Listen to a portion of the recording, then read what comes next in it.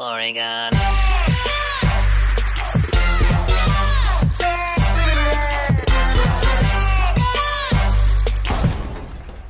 Hej alle sammen, og velkommen til endnu en video her på Birkemon-kanalen.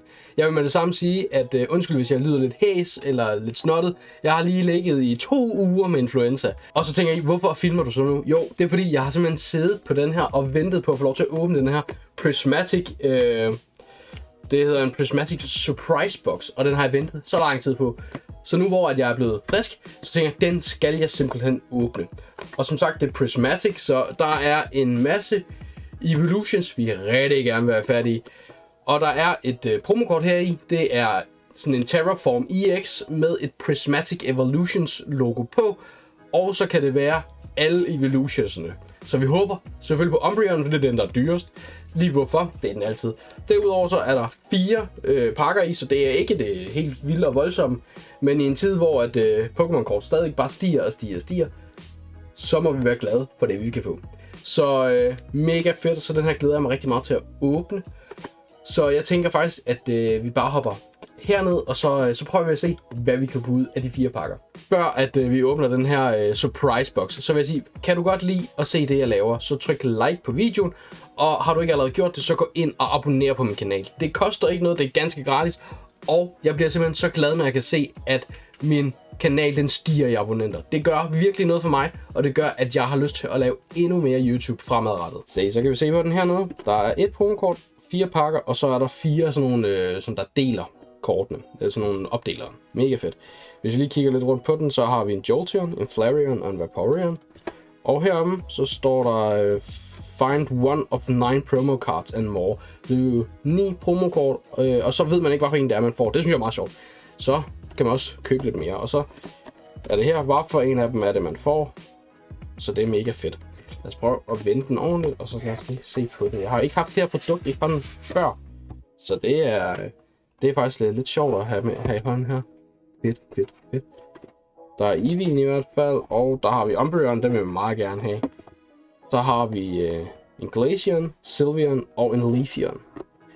Det virker, det er solidt pap det her, kan man godt mærke på det hele. Så åbner vi, og jeg ved ikke hvor, der kan vi også se promokortet. Men vi gør lige sådan her, det skal vi ikke lige kigge på med det samme. Vi tager lige alle de andre ting først.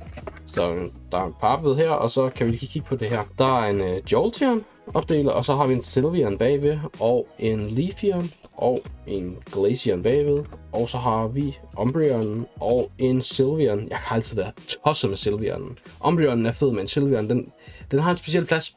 Det var sådan en af de første, jeg sådan rigtig godt kunne lide. Så har vi Vaporeon og en Flareon. Og så har vi 4 Prismatic pakker, og vi håber selvfølgelig på den Umbreon der. Nå, skal vi prøve at se, hvad det er for et promokort, vi har hernede. 3, 2, 1. Det var simpelthen Espeon. Nice. Ej, hvor fedt. Ja, og så ved jeg har også kaldt den Sylveon. Det er selvfølgelig en Espeon. Ja, undskyld. Det må være forkølelseshjernen, der ikke er helt smeltet væk endnu. Ej, den er fed. Den kan et eller andet. Ej, hvor fedt. Jeg tænker, vi lader den blive her i. Det kan jeg godt lide. Jeg kan godt lide at lade promokort, medmindre at andet er nødvendigt. Kan jeg simpelthen godt lide at lade dem blive i selve det her. Men fedt kort. Det kan altså et eller andet, synes jeg. Helt bestemt. Også selvom at jeg er jo ikke helt tosset med de her EX-kort her, men jeg synes, det kan godt være, enten så er jeg bare begyndt at vende mig til dem, eller også så er de blevet lidt bedre. Men der er forskellige artworks i den her. Der har vi, det er en Sylveon. Og det er en Espeon. Så det er der, den var. Ja, der var en Sylveon. Der er i hvert fald en Eevee og en Sylveon. Så har vi Umbreon og Espeon. Så har vi en Glaceon og Leafeon. Og så har vi de 3 dem som der startede i første generation. Her. Jeg håber virkelig, der er noget fedt i de her pakker her. Det kunne være fedt. Men vi ved jo så også, vi ved godt, Prismatic, de har simpelthen, de er svære at få noget godt i, desværre. Men der var i hvert fald her, der var en Houndour. Så havde vi en Dusclops, en Sneasel, en Execute, en Technoradar, en Diblin, Glass Trumpet. Så har vi, det er ikke en Master Ball, det er en almindelig Pokeball, Cottonee.